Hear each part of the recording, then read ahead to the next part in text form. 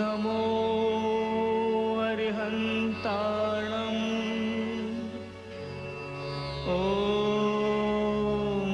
नमो सिद्धाणम्।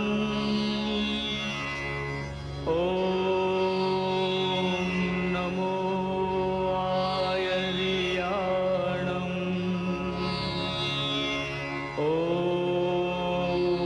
नमो वज्रायाणम्। नमो लोये सवसाहुणम्।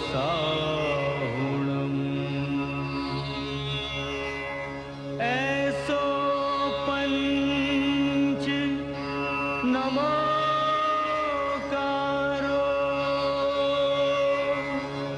सौपावपणासनो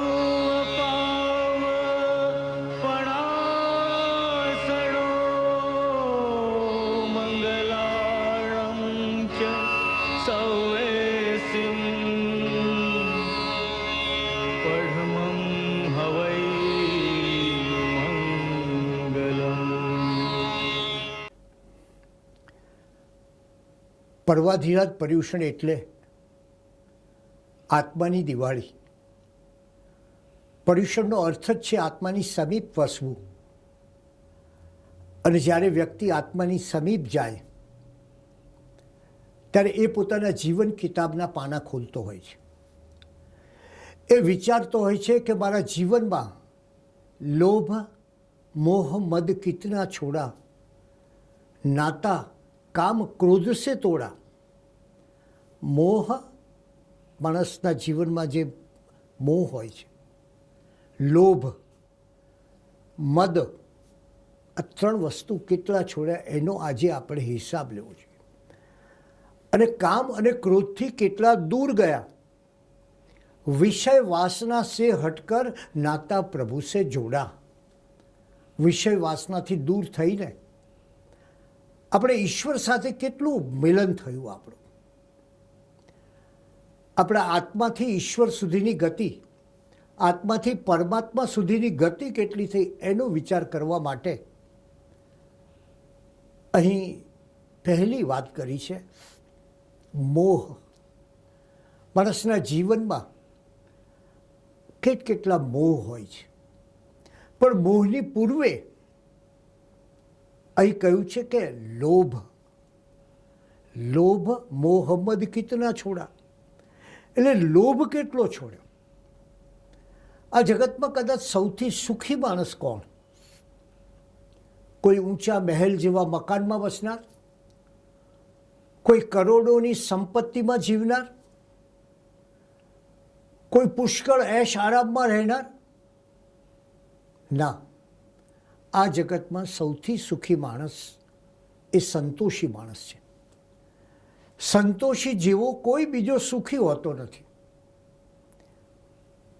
જે પ્રાપ્ત છે, જે મળ્યું છે એ પર્યાપ્ત છે, એ પૂરતું છે.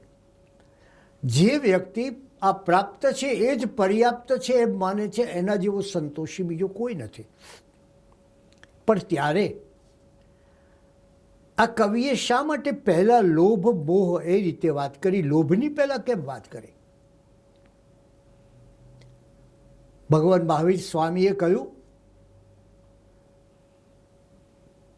કે લોભ એ તો સર્વ પાપનું મૂળ છે. કલ્પના કરો તમે કે જીવનમાં જે કંઈ પાપ થાય છે એની પાછળ લોભ માણસને કેટલો દોડાવતો હોય છે. અને આ લોભ બહુ છટકણો પદાર્થ છે. તમને કલ્પના ન આવે એ રીતે તમને દોડાવતો હોય છે. તમે કદાચ પેલી કથા સાંભળી હશે કે એક માણસને કહ્યું કે તારે જમીન જોઈએ છે ને તો દોડ, તું જેટલું દોડીશ ને એટલી જમીન તારી. એ માણસ દોડ્યો, થોડી જમીન મળી, પણ લોભનો થોભ નહોતો, વળી દોડ્યો, હાંફી ગયો, થાકી ગયો, શ્વાસ ચડી ગયો અને છેવટે એ એક જગ્યાએ પડ્યો અને ત્યાં અવસાન પામ્યો. માણસને કેટલી જમીન જોઈએ? માણસને 5 ફૂટ જમીન કે 6 ફૂટ જમીન જોઈએ. તો આ લોભને પરિણામે વ્યક્તિ આ છટકણા પદાર્થમાં એવી રીતે ફસાય છે કે આજ આપણે વિચાર કર્યો હોય કે બસ આપણી પાસે આ $50,000 થાય કે $50 લાખ થાય એટલે બસ પછી બધું છોડી દેવું છે. હવે તમે જુઓ કે તમે $50 લાખ તરફ જતા હશો ત્યારે તમે $30 લાખ પહોંચશો ત્યારે વિચાર કરશો કે ના હવે આ $50 લાખ પૂરતા નથી, $1 કરોડ થવા જોઈએ. અને જેવા $1 કરોડ થાય એવું થશે કે ના આ હજી પૂરતું નથી, 5 કરોડ થવા જોઈએ. અને જેવા 3-4 કરોડ થશે એટલે વિચાર કરશો કે પેલો 10 કરોડવાળો મારાથી કેટલો મોટો ધનિક કહેવાય છે, હવે મારે 10 કરોડ કરવા છે. આ માણસ દોડતો રહે છે. માણસ લોભ તમને સતત ક્યારેય શાંત નથી રહેવા દેતો, ક્યારે સંતોષી નથી રહેવા દેતો, એ તમને સતત દોડાવે છે. અને એ લોભને પરિણામે વ્યક્તિ સંગ્રહ કરે છે. ક્યારેક એવો સંગ્રહ કરે કે કલ્પના હોય નહીં એટલો સંગ્રહ કરે.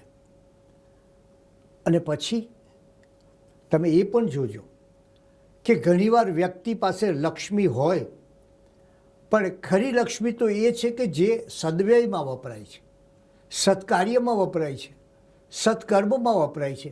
બાકી લક્ષ્મીના ઢગલા વચ્ચે જીવતો માણસ એ તો બિચારો ઉજાગરા કરતો હોય છે, એને રાત્રે ઇન્કમટેક્સ ઓફિસરોના સ્વપ્ન આવતા હોય છે.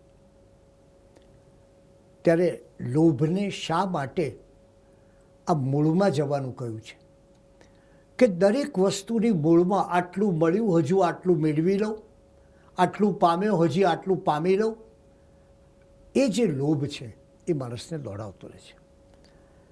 ભગવાન મહાવીર જ્યારે વર્ષી દાન આપતા હોય છે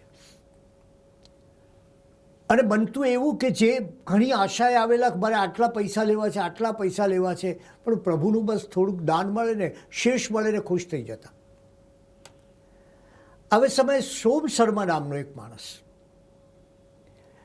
એ કંઈક બીજે ગામ ગયો હોય છે અને બીજે ગામથી પાછો આવે છે ત્યારે લોકો કહે છે, અરે સોમ શર્મા તારું નસીબ તો કેવું ફૂટલું, આ તું બીજે ગામ પૈસા કમાવા ગયો ને દરિદ્રનો દરિદ્ર રહ્યો, એના કરતાં જો તું અહીંયા હોત ને તો ભગવાન મહાવીરે ઓહો શું વર્ષી દાનમાં શું દાન આપ્યું છે. પેલાને થયું કે હું ચૂકી ગયો, પણ ના, પેલો લોભ હજી જાગતો હતો. એણે વિચાર કર્યો કે લાવ પ્રભુ મહાવીર જ્યાં ગયા છે જવું, કંઈક તો આપશે ને. અને ભગવાન તો બસ બધું છોડીને નીકળી ગયા હતા. શરીર ઉપર એક દેવદુષ્ય દેવોએ આપેલું વસ્ત્ર હતું. અને જઈને યોગી વર્ધમાનને અટકાવે છે અને કહે છે કે આપે મને ઓળખ્યો. ઘણા માણસો આવી ખોટી ઓળખાણ કાઢીને કામ કરતા હોય. કેટલાક તો એમ કે આપણે તે દિવસે ફલાણી જગ્યાએ એરપોર્ટ ઉપર મળ્યા હતા ને, હવે આપણે ક્યાં કેટલા એરપોર્ટ ઉપર કેટલું ફર્યા હોઈએ, આપે મને ઓળખ્યો. યોગી વર્ધમાન જુએ છે એની સમક્ષ, ન ઓળખ્યો ને, અરે તમારા પિતા રાય સિદ્ધાર્થ સાથે તો મારો એટલો સંબંધ હતો, કોઈ વાત ના પૂછો. પરિચયના પુસ્તકો ખોલવા માંડે છે અને તમે આટલું બધું દાન આપ્યું, અરે મને યાદ ના કર્યો, મને કંઈક આપો. ભગવાન પાસે તો એક શરીર પરનું દેવદુષ્ય હતું, બીજું કશું નહોતું. એટલે એમણે એ વસ્ત્રમાંથી એક બીજું અડધું વસ્ત્ર કાપીને એને આપ્યું. એ લઈને દોડ્યો, નગરમાં તુણનારની પાસે ગયો અને એને કહ્યું કે અરે જો આ વસ્ત્ર હું લાવ્યો છું, કેવું છે, તું એના બૂલ કર. પેલાએ કહ્યું કે ઓહો આ તો સરસ અદ્ભુત વસ્ત્ર છે, કોઈ દેવતાઈ વસ્ત્ર છે, આની તો મારે તમને પુષ્કળ મુદ્રાઓ આપવી જોઈએ. પણ આ અડધું વસ્ત્ર છે, જો બાકીનું અડધું મળી જાય ને તો તું માલામાલ થઈ જા. ફરી પાછો પેલો લોભ સોમ શર્માને દોડાવે છે યોગી વર્ધમાન પાસે મહાવીર પાસે જાય છે અને જુએ છે તો શરીર ઉપર તો પેલું એક અડધું વસ્ત્ર છે સિવાય બીજું કશું નથી. અને મનમાં લાલચ છે કે બસ આ અડધું વસ્ત્ર પણ મેળવી લઉં અને માલામાલ થઈ જાઉં. અને એવામાં પવનનો સુસવાટો આવે છે અને પ્રભુ, ધ્યાનસ્થ પ્રભુ, એમને તો ક્યાંથી કશો ખ્યાલ હોય. એટલે પવનના સુસવાટામાં પેલું વસ્ત્ર ઉડી અને કાંટામાં ઝાંખરામાં ભરાય છે. પેલો સોમ શર્મા જઈ એ વિચારતો નથી કે પ્રભુનું શું, એ જઈ પેલું વસ્ત્ર લઈ દોડીને પાછો તોડનારને ત્યાં આપે છે. આ લોભનું કોઈ સાક્ષાત સ્વરૂપ હોય તો એ આ સોમ શર્મા છે. અને આજના વિશ્વમાં માણસનો લોભ સતત એ માટે વધતો જાય. કદાચ માણસના લોભ ઉપર જ બાય વન અને ગેટ ટુ ફ્રી ચાલતું હોય છે. માણસના લોભ ઉપર જ એક વસ્તુ લે ને પછી હજી આગળ જાય, પછી હજી આગળ જાય અને જિંદગી આખી આ વસ્તુઓમાં જ પૂરી થઈ જાય. ત્યારે પહેલી વાત કરી કે સર્વ મુશ્કેલીઓનું, જીવનમાં આવનારી પ્રત્યેક આપત્તિનું મુખ્ય કારણ એ લોભ છે. અને આ લોભથી દૂર થવું જોઈએ. એને બીજી વાત કરી મોહ. માણસને કેવા મોહ હોય છે. એમ કહે છે કે સમવસરણમાં ભગવાન પ્રભુ મહાવીર બિરાજ્યા હતા અને એ સમયે એક સમ્રાટ કોણિક એમની દેશના સાંભળે છે ને પ્રભુનો પરમ ભક્ત બની જાય છે. ત્યાં એને ખબર પડે છે કે પ્રભુ મારા નગરમાં આવે છે, સમ્રાટને. એટલે તો આમ એકથી ચડિયાતા હાથી રાખ્યા. પ્રભુના આગમનને આમ બસ એટલી ઉજવણી કરવી, કોઈ વાત ન પૂછો. એટલી સાધનો લઈ આવ્યો, એવા સરસ મજાના તોરણો બાંધ્યા અને એવો આવકાર આપવો કે કોઈ કલ્પના ના કરો. આ સમ્રાટ કોણિકે ઘણા અન્યાય કરેલા. એણે વિહલ કુમારની પાસેથી સેચાનક નામનો હાથી છીનવી લીધો હતો. એણે પોતાના ન્યાયપ્રિય માતામાં ચેટક એની સાથે સત્તા મેળવવા માટે યુદ્ધ કર્યું હતું. એને આવા દુષ્કર્મો કર્યા હતા. પણ એના મનમાં એક મોહ હતો કે જો ભગવાન આવે અને એવું ભવ્ય એમનું સામયું કરું, એવું ભવ્ય સ્વાગત થાય કે બસ ભગવાન ખુશ થઈ જાય અને મારી પ્રશંસા કરે. એને પ્રશંસાનો મોહ હતો.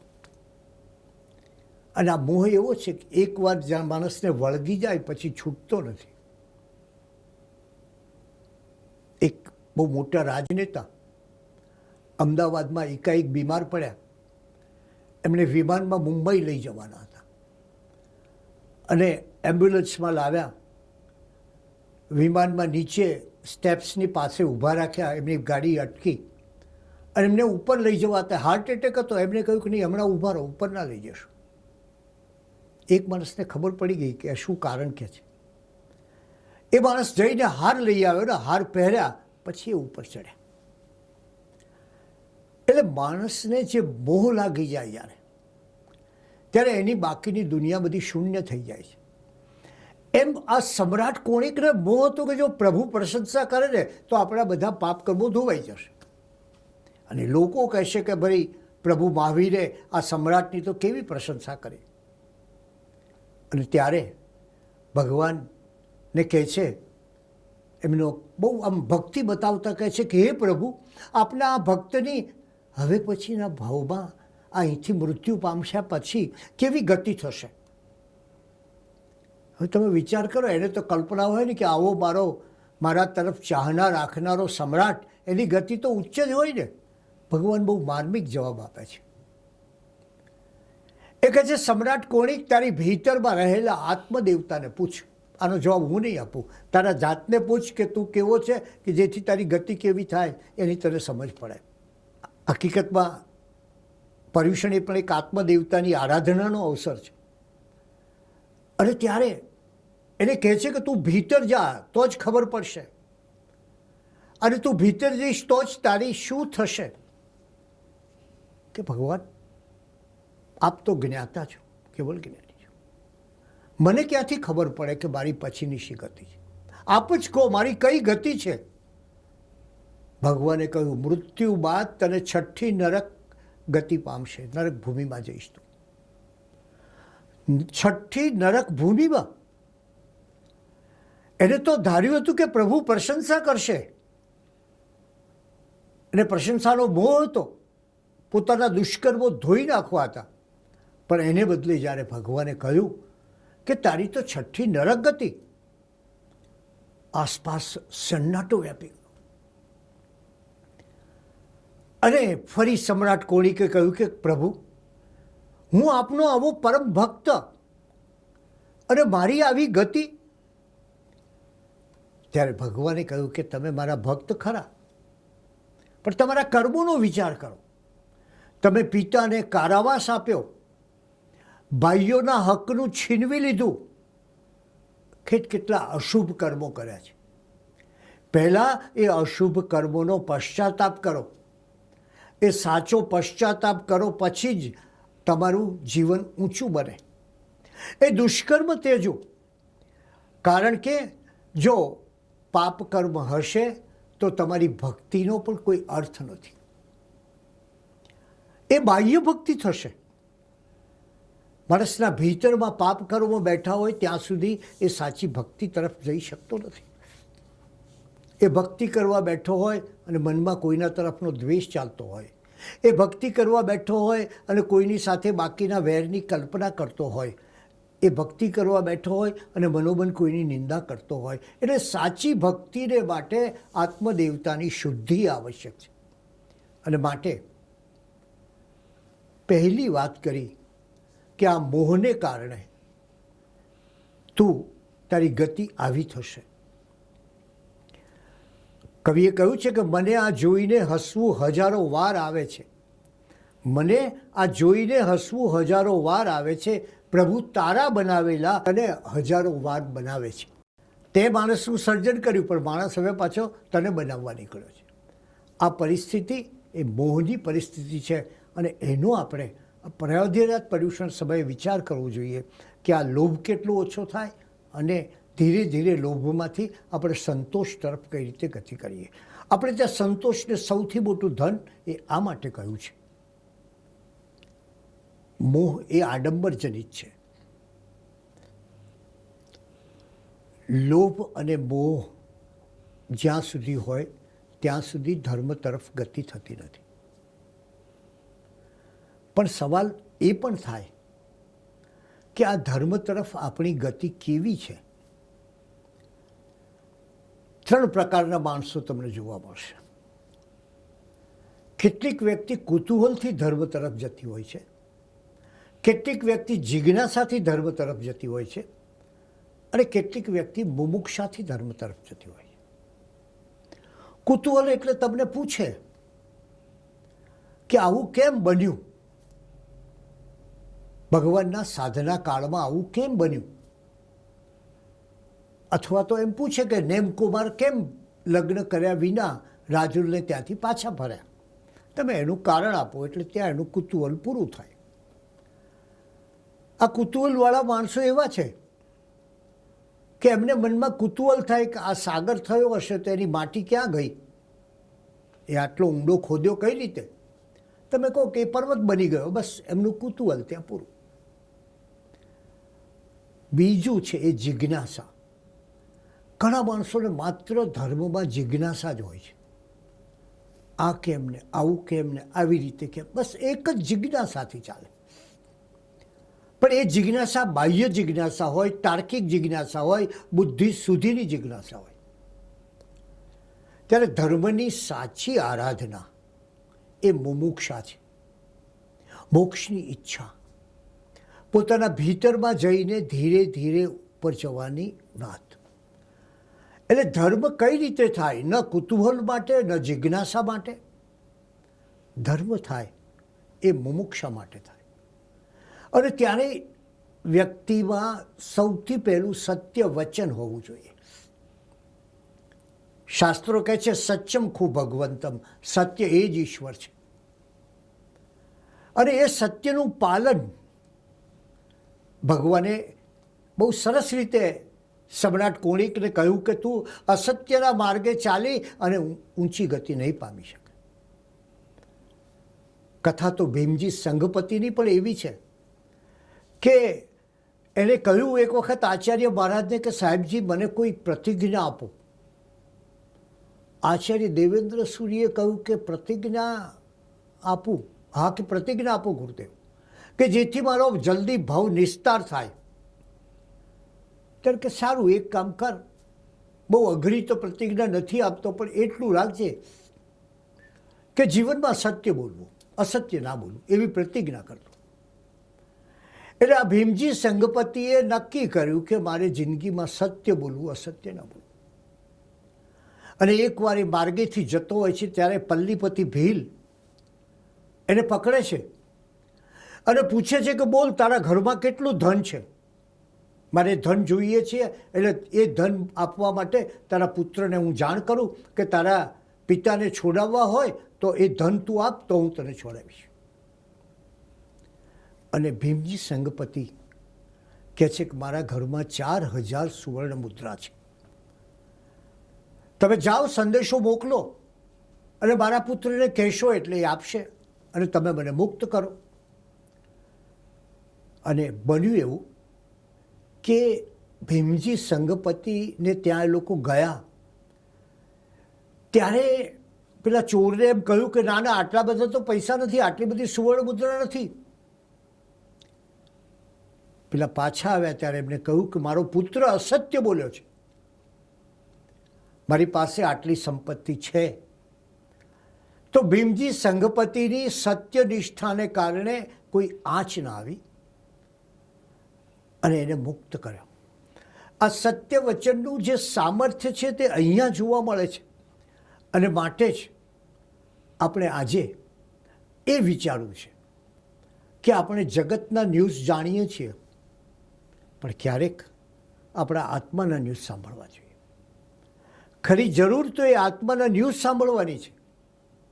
માણસ ચંદ્રની ધરતી પર ઉતર્યો, માણસ મંગળ સુધી પહોંચશે, પણ ખરેખર એ પોતાની ભીતરની ધરતીને જાણે છે ખરો? એ પોતાના આત્માનું ન્યૂઝપેપર રોજ વાંચે છે ખરો? અને ત્યારે સવાલ એ જાગે કે લોભ મોહ મદ કિતના છોડા. તમે કેટલો લોભ મોહ અને મદ છોડ્યો છે? એના ઉપર તમારા જીવનની, તમારા અધ્યાત્મ જીવનની, અને અધ્યાત્મ એટલે કોઈ અઘરી વસ્તુ, કોઈ ગંભીર વસ્તુ નથી. અધ્યાત્મ એ તો ભીતરથી જાગતી એક પ્રસન્નતા છે, અને પ્રસન્નતા આપણા જીવનમાં આવવી જોઈએ, ત્યારે જ એ પર્યુષણ પર્વની સાર્થકતા કહેવાય. આથી જ આચાર્યાંગ સૂત્ર કહે છે કે વસ્તુતઃ, વાસ્તવિક રીતે, હકીકતમાં બંધન અને મુક્તિ આપણા હૃદયમાં છે. આપણે પોતે જ બહારથી બંધનો સ્વીકારીએ છીએ અને પછી એમાં બંધાઈ જઈએ છીએ. માણસના જીવનનો જો એ વિચાર કરે તો એને ખ્યાલ આવે કે જીવનમાં એ કેવી રીતે એક પછી એક બંધનોમાં બંધાતો જાય છે અને એને પરિણામે મુક્તિથી દૂર જતો જાય છે.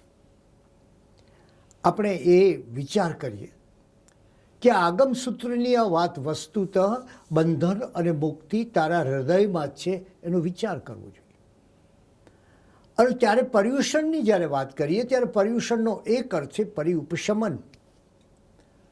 એ ઉપશમન શું? શેનું ઉપશમન કરવાનું છે? પરી એટલે ચારે બાજુથી, બધી બાજુથી ઉપશમન, કષાયોનું ઉપશમન કરવાનું છે. માણસનું જીવન કષાયોથી સતત ઘેરાયેલું હોય છે. કશ એટલે સંસાર અને આય એટલે લાવનારો. આ સંસારને લાવનારી બાબતોથી ઘેરાયેલા જીવનમાંથી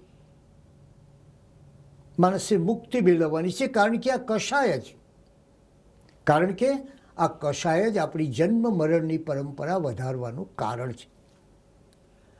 અને એટલે નાની નાની બાબતના કશાય, આડંબરથી કશાય, મોહથી કશાય, લોભથી કશાય, કામથી કશાય. આ કામની વાત કરીએ તો કામની વૃત્તિ. એમ કહેવાય છે કે દેહ જીર્ણ થાય છે, પણ ઘણીવાર મનુષ્ય જો બરાબર સંયમ કેળવ્યો ન હોય તો કામ વૃત્તિ જીર્ણ થતી નથી. કોઈ વૃત્તિઓ જીર્ણ નથી થતી જો એને પોતાના મનને એ રીતે ન રાખ્યું હોય. અને એકવાર યાદ રાખજો, એકવાર એક વૃત્તિનું વળગણ લાગ્યું એટલે થશે શું? તમને લોભનું વળગણ લાગ્યું હોય તો આખી દુનિયા તમને, જ્યાં જ્યાં તમારો લોભ હોય ને ત્યાં તમે નમતા જશો. પણ એ સિવાયના જગત સાથે તમારો કોઈ નાતો નહીં રહે.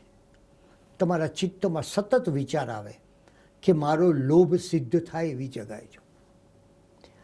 તમને કામવૃત્તિની સ્પર્શ થયો એટલે પછી તમે જગતને આખું, કોઈ વ્યક્તિને, કોઈ સ્ત્રીને કે કોઈ પુરુષને માત્ર કામનાની દૃષ્ટિએ, કામ દૃષ્ટિએ જોશો. અને જો એ વૃત્તિ બહેકી જાય તો તમને ટેલિવિઝનમાં પણ કે જે જાહેરાતના બોર્ડમાં પણ તમે એ કામ વૃત્તિને સંતોષવાનો એક પ્રયાસ કરશો. અને આ વૃત્તિ કેવી છે? આપણા ગ્રંથોએ બહુ માર્મિક રીતે વૃત્તિની વિચારણા કરી છે. આ વૃત્તિ છે ને, એમાં જેટલું તમે એની આગમાં જેટલું ઘી રેડો એટલી વધારે ને વધારે જાગૃત થાય. એટલે એક તો વૃત્તિની આગ હોય અને એમાં તમને વારંવાર ઘી રેડવાનું, ઘી નાખવાનું મન થાય અને એને પરિણામે આ વૃત્તિ ફ્લેરઅપ થાય, આ વૃત્તિ ભડકો થઈ જાય. અને માણસનું આખું જીવન જો એ કામ વાસનામાં ગયો, જો એ લોભથી ઘેરાયો, જો એ ક્રોધથી ઘેરાયો, તો એનું આખું જીવન આમાં જાય. એટલે જૈન દર્શને સૌથી મોટી વાત કરી કે આ કષાયને દૂર કર, જેનાથી આ સંસાર આવે છે એને દૂર કર. કારણ કે નહીં તો તારા જન્મ મરણના ફેરામાંથી તને મુક્તિ નથી મળવાની. આ જન્મનું બંધન, આવતા જન્મનું બંધન, આવતો જન્મ કઈ ગતિમાં, દુર્ગતિમાં હશે એની કલ્પના ન કરી શકે. તો સંસાર ચક્રથી છૂટવા માટે આ વૃત્તિ પરનું નિયંત્રણ મહત્વનું છે. તમે એ આગમ સૂત્રનો વિચાર કરો કે જ્યારે એમ કહેવાયું હશે કે એક દુર્જય, દુર્જય એટલે અઘરો, બહુ ડિફિકલ્ટ, એક દુર્જય સંગ્રામમાં વિજય મેળવતા વીર કરતાં પણ પોતાના હૃદય પર, પોતાની વૃત્તિ પર, પોતાના જીવનમાં સંયમથી વિજય મેળવનારો માણસ વધારે વીર અને પરાક્રમી છે. એટલે ભગવાને કહ્યું ને કે બહાર યુદ્ધ કરે શું વળે, કોઈ અર્થ જ નથી.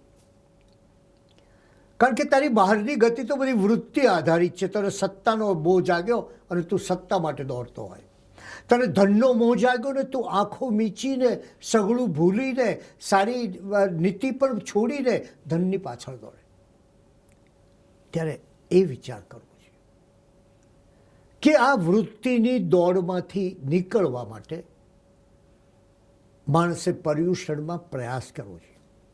એટલે મારે આપને એ કહેવું છે કે ગયા પર્યુષણમાં આપણા પર કઈ વૃત્તિનો અધિકાર હતો. અને મેં આપને કહ્યું તેમ એકવાર એક વૃત્તિ તમને સ્પર્શી ગઈ, લાગી ગઈ, એ એટલી બધી ચેપી હોય છે કે તમારા જીવનના બધા બીજા દ્વારો બંધ થઈ જશે. તમને એકવાર ધન લાલસા જાગી, તમે જુઓ, ન પુત્રનો વિચાર કરો, ન પત્નીનો વિચાર કરો, ન જગતનો વિચાર કરો, બસ ક્યાંથી પૈસા મળે એ નફા તોટાનો વિચાર કરો. એકવાર તમને એમ થયું કે મને માન મળવું જોઈએ, બસ હું તો જરા બહાર સમાજમાં મારો આમ રૂઆબ પડવો જોઈએ, ત્યારે શું થશે?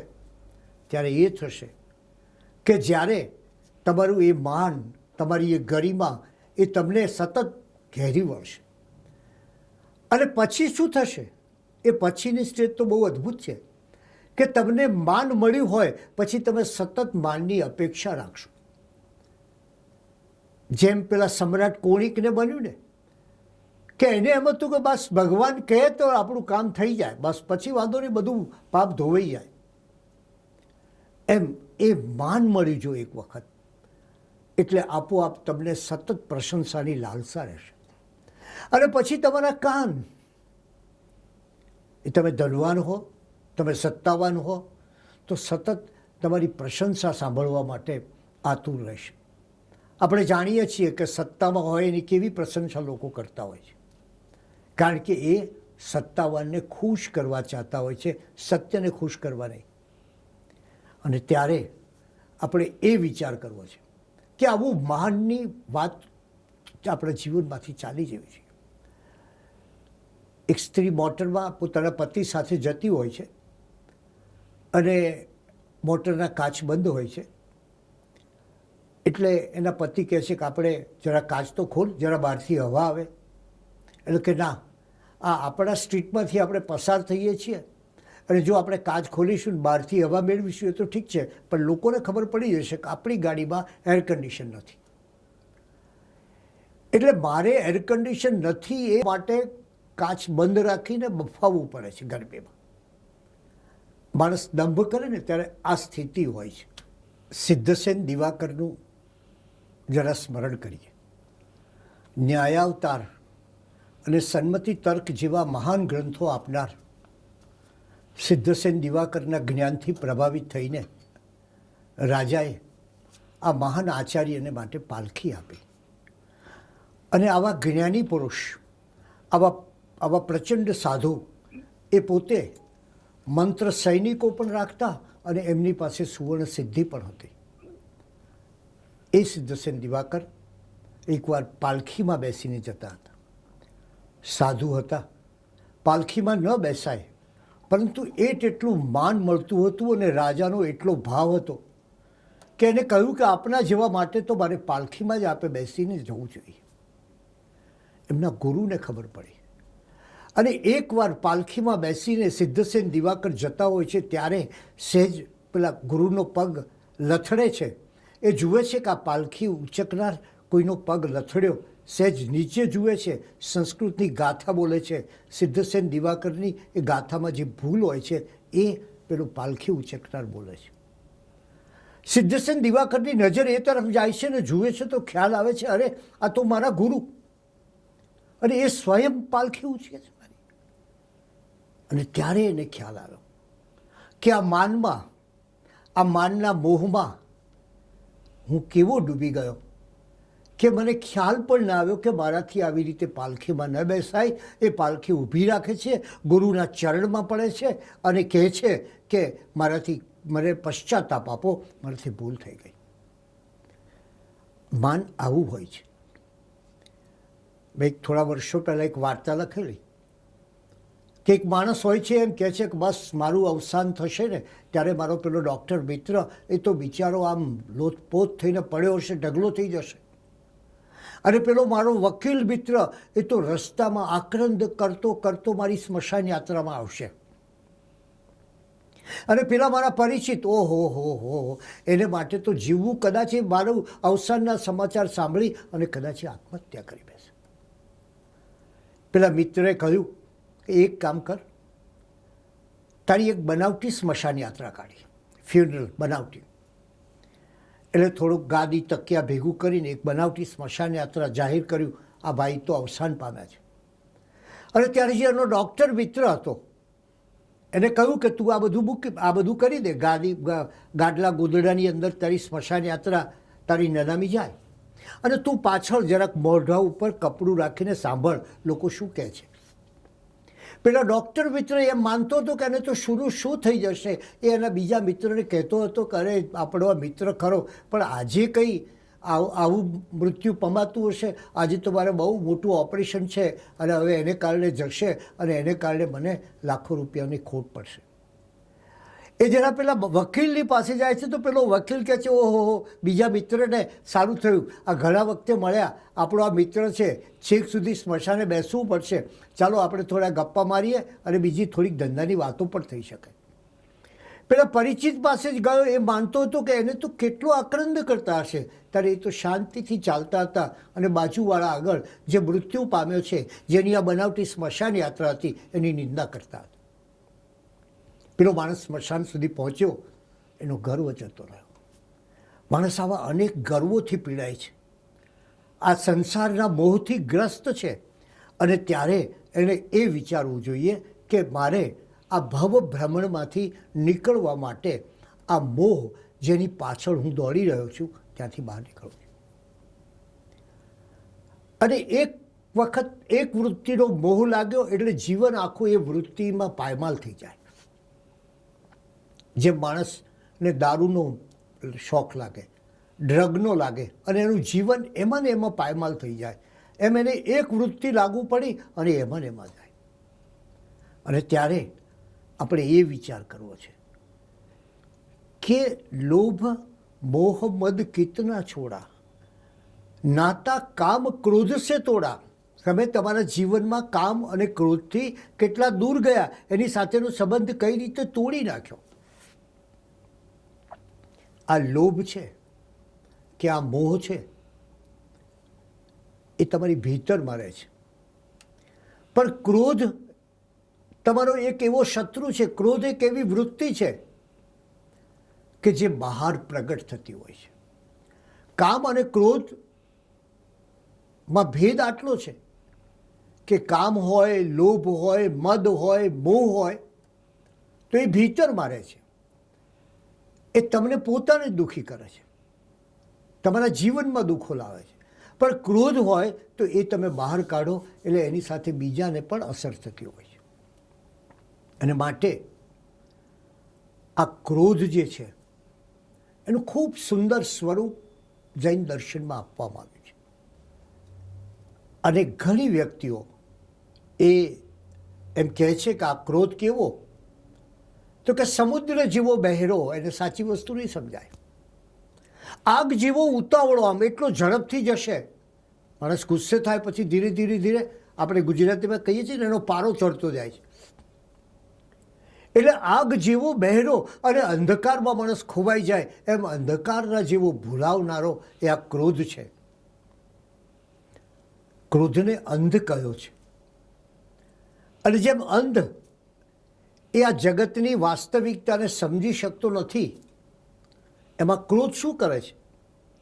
તો આપણે ત્યાં 10 વૈકાલિકના 8મા અધ્યાયમાં કહ્યું કે કોહો પી પણાસેણ. ક્રોધ છે એ પ્રેમનો, પ્રીતિનો નાશ કરે છે. અને એટલે એ અધમ ગતિ માણસની આ ક્રોધને કારણે થાય છે. જૈન ધર્મમાં ચંડ કૌશિકનું ઉદાહરણ આપણે તો એમ માનીએ, એક સામાન્ય જાણકારી છે કે ભગવાનને દંશ દીધો ને ભગવાને એને ઉપદેશ આપ્યો ને એનું જીવન સુધર્યું. એવું નથી. આ ચંડ કૌશિકનું આખું એ ઉદાહરણ એક ક્રોધના વિપાક, ક્રોધનો કષાય એ શું કરી શકે વ્યક્તિના જીવનમાં એ બતાવે છે. પોતાના એક પૂર્વ ભાવમાં ચંડ કૌશિક એક તપસ્વી હતો. માત્ર એક જ એની મુશ્કેલી કે એ પોતાનો ગુસ્સો કાબૂમાં નહોતો રાખી શકતો. એટલે આ તપસ્વી ચંડ કૌશિકે એકવાર ગુસ્સે ભરાઈને રજોહરણથી, રજોહરણ જુઓ, આપ જાણો છો સાધુ મહાત્માઓ જે રાખતા હોય છે તે, એ રજોહરણથી પોતાના બાળ શિષ્યને મારવા દોડ્યો, બાળકને મારવા દોડ્યો. અને દોડતા દોડતા એકાએક રસ્તામાં થાંભલો આવે છે. અને ક્રોધ અંધ છે એટલે એ થાંભલાને, એ ક્રોધ અંધ છે ને એટલે દેખાય ક્યાંથી, એટલે થાંભલા સાથે માથું અફડાવ્યું અને એ સાધુ કાળધર્મ પામ્યા. એ પછીના ભાવમાં આ જ ચંડ કૌશિક એ 500 તાપસોનો સ્વામી હોય છે. કેટલાક ભાવ બાદ આ ચંડ કૌશિક એ 500 તાપસોનો સ્વામી બન્યો. એનો એક મોટો આશ્રમ, અને એ આશ્રમમાં કેટલાક લોકો, રાજકુમારો એ ત્યાંથી પસાર થતા હોય છે અને એના આશ્રમમાંથી ફળો તોડતા હોય છે. ચંડ કૌશિકને આની જાણ થતાં એ ગુસ્સે થઈને કુહાડી લઈને એ રાજકુમારોની પાછળ પડે છે. એમાં કુહાડી લઈને દોડેલો તાપસ ચંડ કૌશિક એ ઊંડા ખાડામાં પડે છે અને કુહાડી એના માથામાં વાગે છે અને એ મૃત્યુ પામે છે.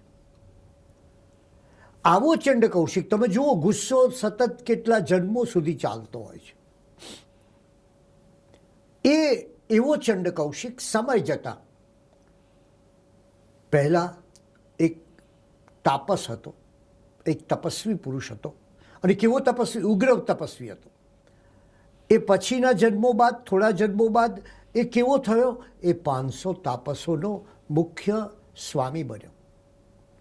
પણ પેલો ક્રોધ નહીં ગયો. આનું પરિણામ શું આવ્યું?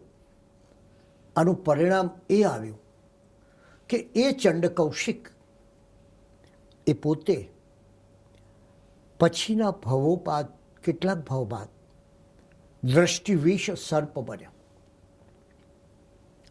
વિચાર કરો કે આ દ્રષ્ટિવિષ સર્પ એટલે શું?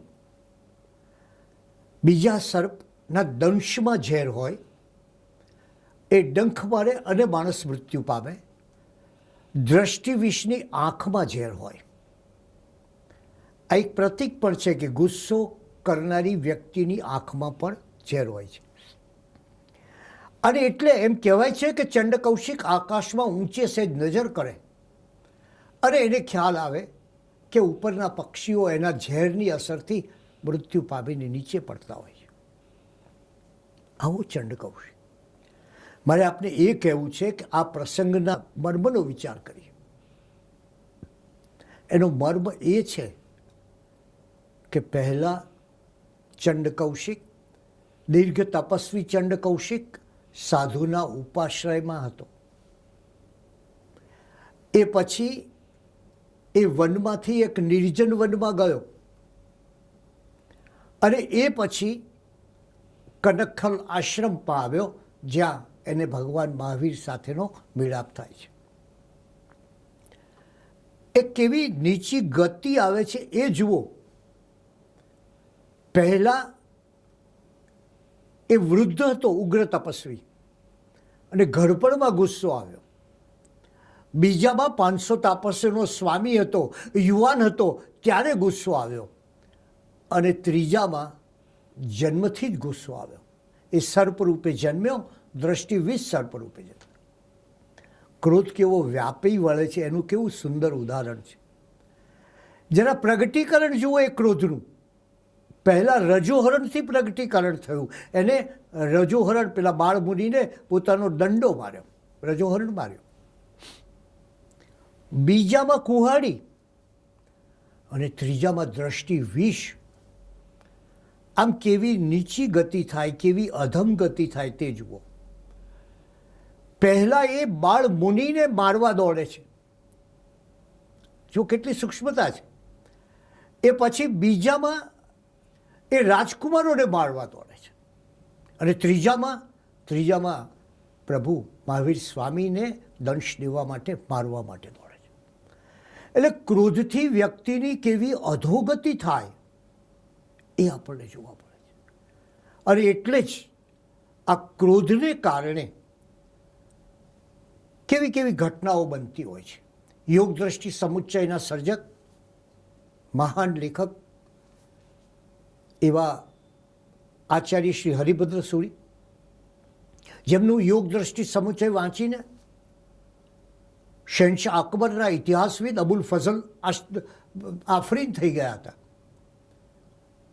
એવા હરિભદ્ર સુરીના જીવનમાં આવેલી પેલી ક્રોધની ઘટનાનો વિચાર કરીએ.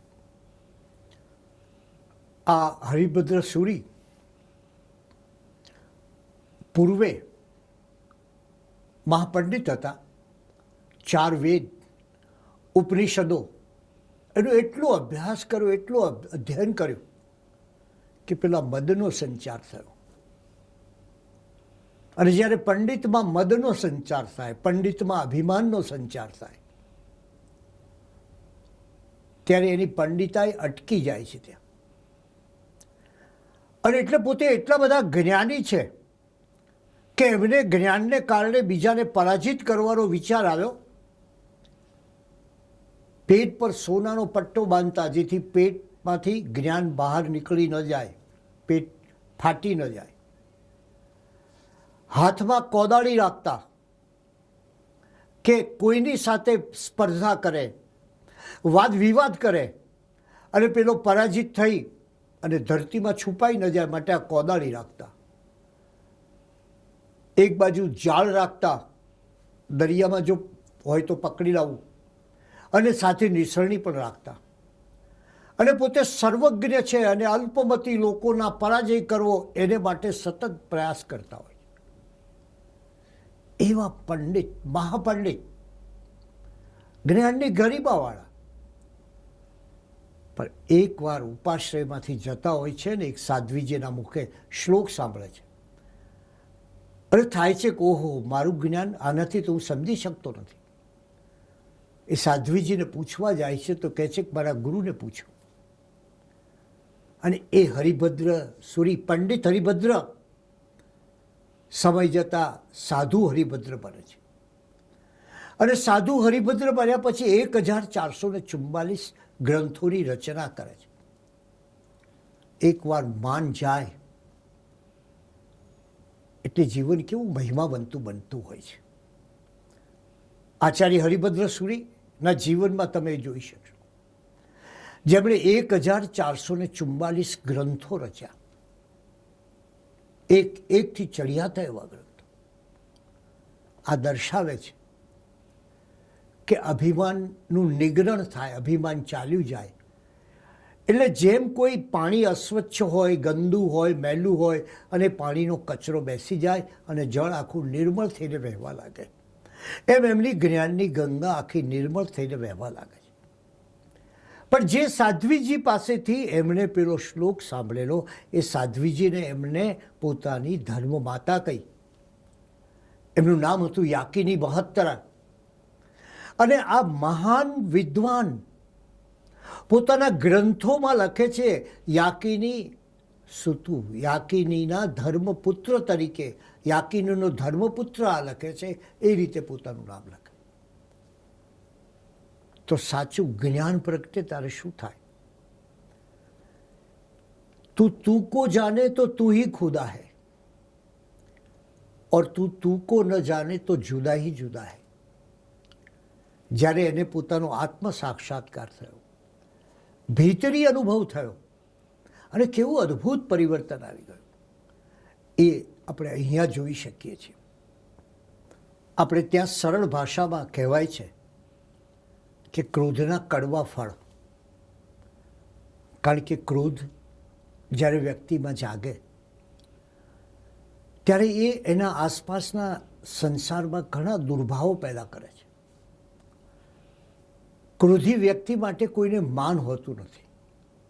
પણ દુર્ભાગ્ય એ છે કે ઘણીવાર પોતાના આ દુર્ગુણને કેટલાક લોકો સદગુણમાં ખપાવે છે.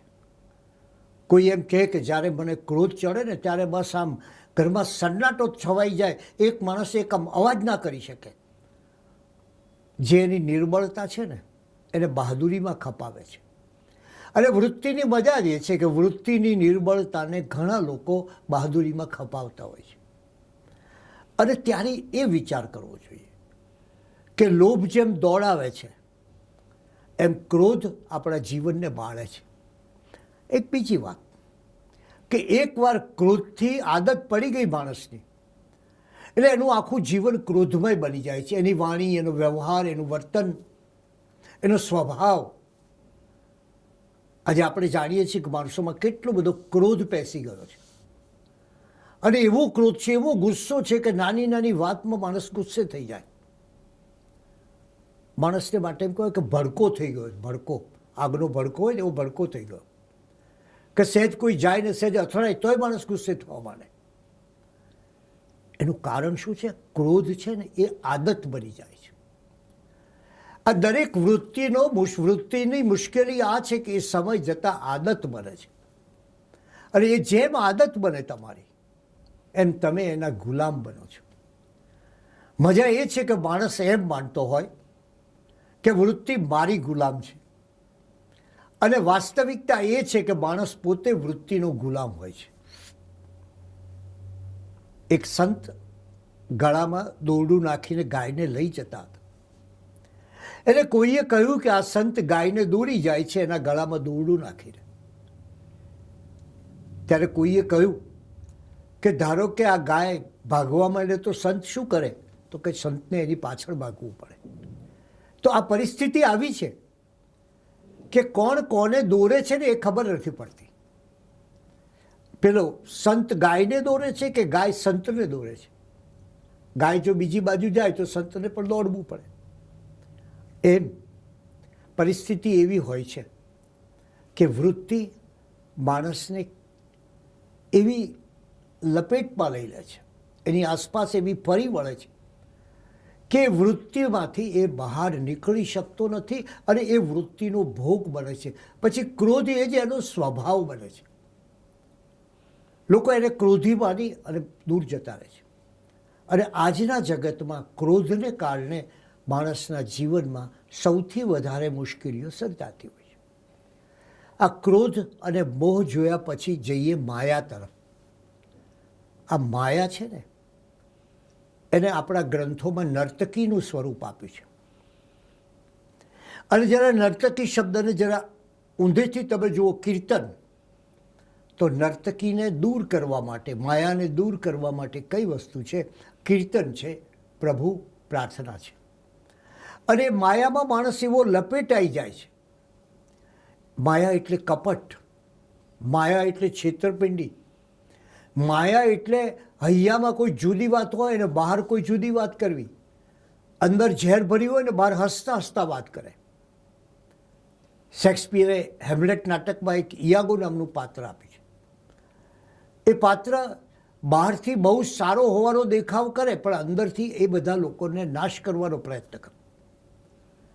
એ ઇયાગો એક વાક્ય કહ્યું છે, what I am not I એમ. હું જે દેખાઉં છું તે હું નથી. આ માયાવી માણસ, આ કૂડ કપટ કરનાર, એ દેખાય જુદો અને હકીકતમાં એ જુદો હોય. એ વાણીનો સોદાગર હોય પણ એની વાણીની પાછળ જે એના ભીતરનો જે ભાવ હોય એ સાવ જુદા પ્રકારનો હોય. અને એટલે એ પોતાના જીવનને કોઈ છેતરપિંડીથી, કોઈ વંચનાથી, કોઈ બનાવટથી ગાળતો હોય છે. અને એવો જે માયામાં લપટે ગયેલો માણસ, આદિલ મંસૂરીએ એક જગાએ કહ્યું છે કે એવો લપટાઈ રહ્યો હતો જીવ માયા જાળમાં, એવો લપટાઈ રહ્યો હતો જીવ માયા જાળમાં, પાણીમાં જીવન ગયું ને અંતે તરસ્યો નીકળ્યો. પાણીમાં જીવન ગયું ને અંતે તરસ્યો નીકળ્યો. જેને આદિલ જિંદગીભર સાચવી રાખ્યો હતો, આખરે જોયું તો તે સિક્કો એ ખોટો નીકળ્યો. એ આખી વસ્તુ જ અલગ નીકળી. તો એ માયાથી વ્યક્તિએ દૂર થવું એનું કારણ એ છે કે માણસ ઘણીવાર આવી વંચનાની ટેવ પડી જાય છે. એને કદાચ સીધે રસ્તે જવું જ ગમતું નથી, સરળતાથી જીવવું ગમતું નથી. અને એને પરિણામે એ એક ખોટું બોલે, એક ખોટાની સાથે બીજું ખોટું બોલે, એ એક અસત્ય બોલે, એને છાવરવા માટે બીજું અસત્ય બોલે અને અસત્યનો ઢગલો થઈ જાય. અને પછી એને મુશ્કેલી એ પડે. તમે જુઓ, માયાવી માણસને સૌથી મુશ્કેલી શું? કે એણે એક માણસને જે વાત કરી હોય એ પછી બીજી વાર પૂછે તો યાદ રાખવું પડે. એને એક વખત ખોટું કહ્યું હોય તો પોતાનું ખોટું પાછું ભૂલથી સાચું બોલાઈ ન જાય એ માટે પેલું ખોટું સતત યાદ રાખવું પડે. જે માયાવી નથી એને આવું કોઈ મન પર બોજ હોતો નથી. અને એટલે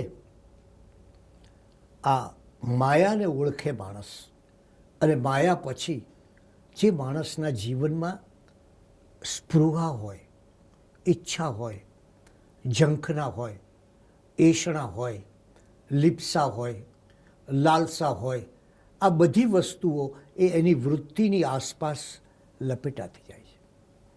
અને એ શું કરે છે? એ તમારા જીવનમાં શું કરે છે? ધર્મગ્રંથોએ બહુ સરસ સ્વરૂપ આપ્યું છે. એને કહ્યું છે કે એ તમારા જીવનમાં મૂર્છા આપે છે, તમને મૂર્છિત બનાવી દે છે. એકવાર માણસ ગુસ્સામાં મૂર્છિત બન્યો એટલે બસ પછી એ ગુસ્સો કરતો જ રહેશે, એ નહીં થાય. એકવાર એને લોભ જાગ્યો તો એ સતત પોતાના લોભને માટે કામ કરશે. એકવાર એનામાં માયા જાગી તો એ સતત પ્રપંચ, જૂઠ અને એની તરફ જશે. અને એને પરિણામે 10 વૈકાલિક સૂત્ર અને સ્થાનાંક સૂત્ર જેવા ગ્રંથો આપણને કહે છે કે માયા એ મુક્તિ પંથનો અવરોધક છે. આપણે આજે આની ચર્ચા કરીએ એ માટે ચર્ચા કરીએ કે આ બધી વૃત્તિઓ આપણા જીવનને ગ્રસિત કરે છે, પણ આપણી પાસે સમય નથી એ વિશે વિચારવાનો. અને એ વિશે વિચારવાનો સમય નથી એટલે જ આપણે ત્યાં કહ્યું ને, ગ્રંથોમાં સૂત્ર કૃતાંગમાં કહ્યું છે કે જંગલમાં નિર્ભીક રીતે સ્વતંત્ર રીતે વિચરનાર સિંહ પણ માંસના લોભથી જાળમાં સપડાય છે. તો એક લોભ જે છે એ લોભને કઈ રીતે આપણે કરવું, આ તૃષ્ણાને કઈ રીતે કરવી. અને એવું નથી કે એક જ વૃત્તિ છે. આપણામાં લોભની વૃત્તિ આવી એટલે મોહ જાગશે, મોહની વૃત્તિ આવી એટલે વળી પાછો લોભ જાગશે. આમ વૃત્તિઓની ફેરફૂદરડી માણસ ફરતો રહે છે. અને એટલે જ ભગવાને આગમ સૂત્રમાં કહ્યું છે કે જેમ ઈંડામાંથી, જુઓ તમે, જેમ ઈંડામાંથી બગલી અને બગલીમાંથી ઈંડું નીકળે છે, એમ મોહમાંથી તૃષ્ણા અને તૃષ્ણામાંથી મોહ નીકળે છે. એટલે આ જે ફેરફૂદરડી ચાલે, આ જે ચક્ર ચાલે, એ એવું ચક્ર છે કે એમાં એક વૃત્તિ નથી આવતી, અનેક વૃત્તિ આવે છે. રામાયણમાં આપણે જાણીએ છીએ કે દશરથ રાજાએ કૈકેયી પાસે જઈને જે વાત કરી એમાં શું હતું, શા માટે આવું એક દુર્ઘટના બની કે જે રામને રાજ્યાભિષેક થવાનો હતો અયોધ્યા નગરીમાં, એને બદલે આખો ઉલ્કાપાત થઈ ગયો. કેમ થયો? તો કહે છે કે રાત્રે અયોધ્યાના રાજમહેલ પર સરસ મજાના દીવાઓ ટમટમ બળતા હતા. અને આ દીવાઓ જોઈને, જેમ કેટલાક માણસને બીજાનું સારું જોઈને ઈર્ષા થાય છે, એમ આ દીવાઓ જોઈને મંથરાને દ્વેષ થયો, ઈર્ષા જાગી. તમે જુઓ, આ એક ભાવ થયો, એ દ્વેષ. એણે કૈકેયી પાસે જઈને કહ્યું કે આ રામ જો ગાદી ઉપર આવશે તો તારા પુત્ર ભરતની કોઈ હેસિયત નહીં રહે, કોઈ એનો ભાવ નહીં પૂછે અને તને કોણ બોલાવશે. એટલે તું રામને વનવાસ અને ભરતને સિંહાસન માગ. અને કૈકેયી લોભ જાગે છે કૈકેયીને. તમે જો, એક દ્વેષ જાગ્યો, બીજો લોભ જાગ્યો. એક વૃત્તિ જ ખતરનાક, ત્યાં આવડી બે વૃત્તિ ભેગી થઈ. અને એમાં રાજા દશરથના મનમાં કામ જાગ્યો કૈકેયી પ્રત્યેનો. એટલે દ્વેષ, લોભ અને કામ, એને પરિણામે રામને વનવાસ મળ્યો. આ જે ઘટના બની એ ઘટનાનું મૂળ કારણ આ 3 વૃત્તિઓ છે, એ આપણે સમજવું જોઈએ. આવે સમયે પર્વાધિરાજ પર્યુષણમાં આપણે બહારનું નહીં, બીજાનું નહીં, આપણા ભીતરનો વિચાર કરવો છે. અને ભીતરમાં 10 વૈકાલિક સૂત્રના 8મા અધ્યાયની 38મી ગાથામાં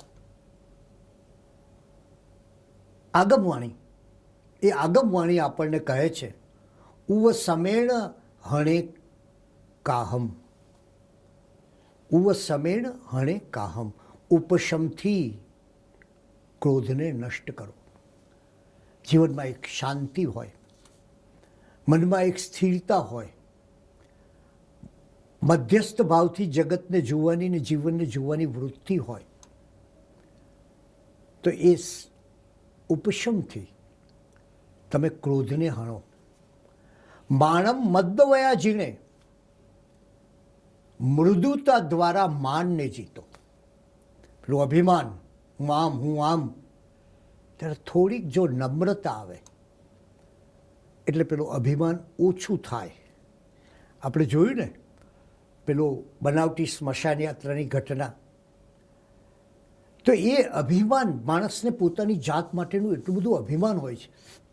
કોઈને જ્ઞાનનું અભિમાન હોય, કોઈને ધનનું અભિમાન હોય, કોઈને રૂપનું અભિમાન હોય, કોઈને વળી પોતાના ગુણનું અભિમાન હોય, અને કેટલાકને એવું છે કે અભિમાન નથી એવું કહેનારને પણ એક પ્રકારનું અભિમાન હોય. ત્યારે અહીંયા કહ્યું માણમ મદ્દવયા જેણે, મદ્દવયા મૃદુતાથી, જીવનને મૃદુતાથી જુઓ. મૃદુતા કેવી સરસ વાત આમાં આપણને કહી છે દશ વૈકાલિકમાં. માયમ ચ અજ્જ ભવાને, માયમ ચ ડજ્જ ભવ ભાણેવ, એટલે કે સરળતા દ્વારા કપટ ભાવને જીતો. સરળ બનો. આપણે મેં તમને કહ્યું ને કે સૌથી અઘરું એ સરળ બનવું છે. એટલે માણસને કંઈક આટાપાટા ખેલવામાં બહુ મજા આવે, ખોટું બોલવામાં બહુ મજા આવે, બીજાની બનાવટ કરવામાં બહુ મજા આવે. અને ચોથી વાત, લોભમ સંતોષો જીને, અને સંતોષ દ્વારા લોભ પર વિજય મેળવો. એટલે પર્યુષણ કહે છે કે તારા જીવનમાં ઉપશમ લાવ તો તારો ક્રોધ નષ્ટ થશે. તારા જીવનમાં મૃદુતા લાવ તો માન પર તું વિજય મેળવીશ, તું અભિમાની નહીં બન. તારા જીવનમાં સરળતા લાવ તો તું કપટ ભાવથી દૂર ચાલ્યો જઈશ, તારામાં કપટ ભાવ આવશે નહીં, અને તારા જીવનમાં પેલો સંતોષ આવે. એટલે પરમ સંતોષ જ્યારે જાગે ત્યારે કોઈ લોભનું કોઈ સ્થાન હોતું નથી. એ રીતે આ પર્યુષણ પર્વ એ જાતને જાણવાનું પર્વ છે, ભીતરને ઓળખવાનું પર્વ છે. અને એ વિચાર કરવો છે કે આપણી અંદર જે કંઈ વૃત્તિઓ, કષાયો, કામનાઓ, ઝંખનાઓ, વિકારો પડ્યા છે એની તપાસ કરીએ.